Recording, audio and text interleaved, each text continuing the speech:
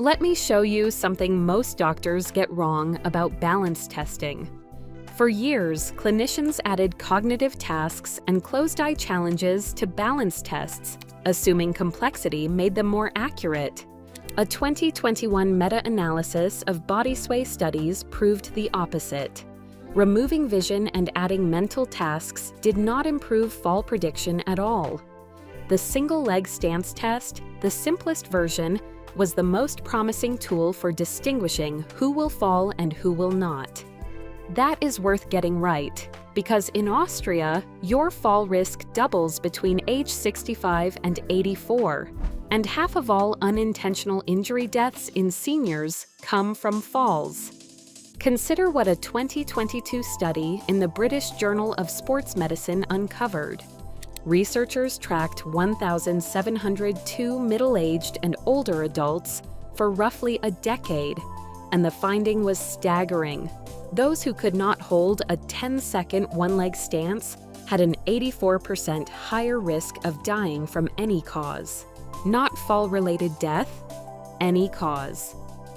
During follow-up, 17.5% of the non-balancers died, compared with only 4.6% of those who passed. Think of it like a check engine light for the entire body. Balance is the dashboard warning most people ignore until the vehicle stalls. The study participants ranged from 51 to 75 years old at baseline, and the median follow-up period stretched to 7 years. The test itself took less than 20 seconds to administer, yet it captured something blood pressure cuffs and cholesterol panels routinely miss. The central question this raises is unavoidable. What is a 10-second stance actually measuring? And why does failure predict death? The threat looks different depending on where the viewer lives, but the pattern is universal.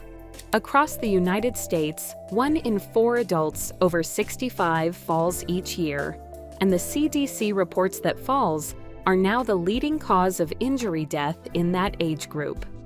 In Germany, 30 to 40% of community-dwelling seniors fall annually, and more than 200,000 Germans over 65 are admitted to hospital each year with hip fractures, injuries that frequently end independent living for good. In Switzerland, falls cause roughly 1,400 deaths per year, the leading accidental cause of death for older adults.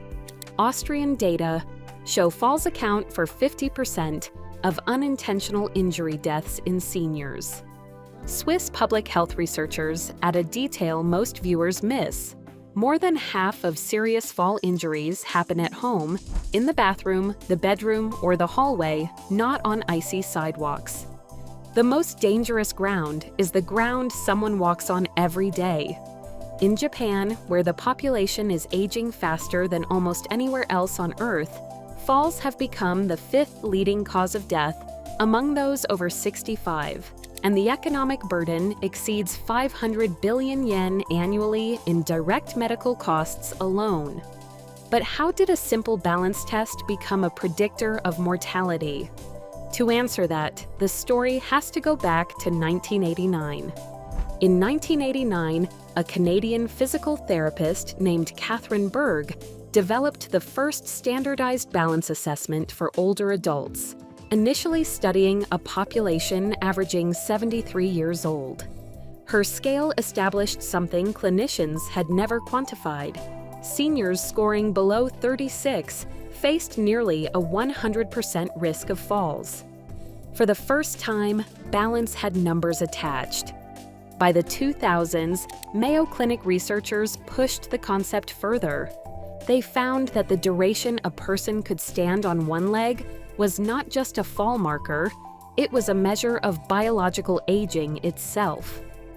AARP disseminated the benchmarks that clinicians still use today. At age 65 and older, holding a single leg stance for 30 seconds signals very good balance, while anything under 5 seconds raises serious concern.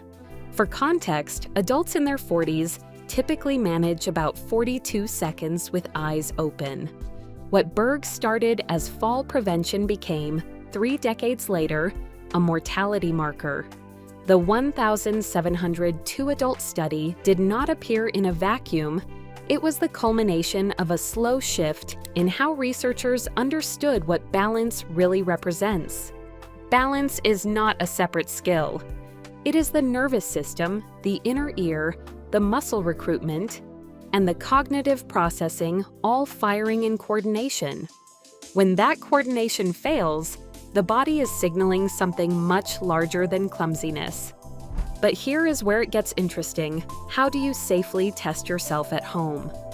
The CDC formalized the answer through its steady 4-stage balance test, and the instruction is explicit. Stand near a wall or a solid counter before beginning. The wall is not a crutch.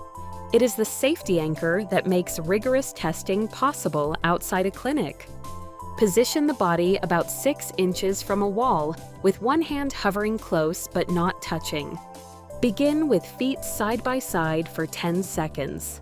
Progress to the semi-tandem stance, where the instep of one foot touches the big toe of the other. Then move to the full tandem stance, one foot directly in front of the other, heel to toe. Finally, attempt the single leg stance. The wall stays present the entire time, but the hand only touches if balance breaks. This is where the meta-analysis finding matters most. Researchers assumed that closing the eyes or layering on a mental math task would sharpen the test. It did not. The simplest version, open eyes, quiet room, one leg, count the seconds, was the most predictive.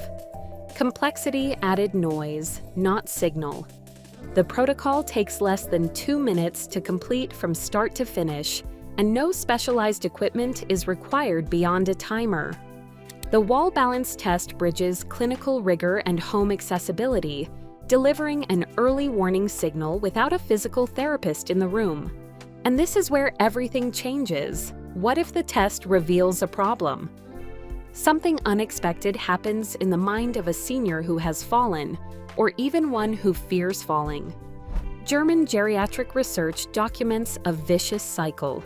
Anxiety about falling leads to less movement weakens the exact muscles that maintain balance, and weakened balance makes the next fall more likely. Fear itself becomes the injury. But this is the turning point in the story, because the same research shows the cycle runs in reverse just as powerfully. Targeted strength and balance training, performed 2 to 3 times per week, cuts fall rates in community-dwelling seniors by up to 1/3. Not with expensive equipment, not with a personal trainer. With deliberate, repeated practice of the exact stances the steady test measures. Small movement, significant impact. What the 1,702 adult study really measured was not fate. It was a snapshot of a system that responds to input. The wall balance test is the diagnostic. The daily practice beside that same wall is the treatment. Independence in the next decade is not a lottery. It is a training response. Stand up right now, find a wall, and hold a single leg stance for 10 seconds on each side. That number is a piece of data most people never collect about themselves, and it is still reversible. Which leg felt weaker, and what was the time? Write it down or record it somewhere permanent. Share it in the comments. The pattern across viewers is worth seeing. The next video breaks down the exact 3-exercise protocol that produced the 1/3 reduction in fall rates. The wall is waiting, so is the decade ahead. Continue with the Healthy Aging Mastery playlist, your complete guide to staying strong, steady, and independent. This is educational information, not medical advice.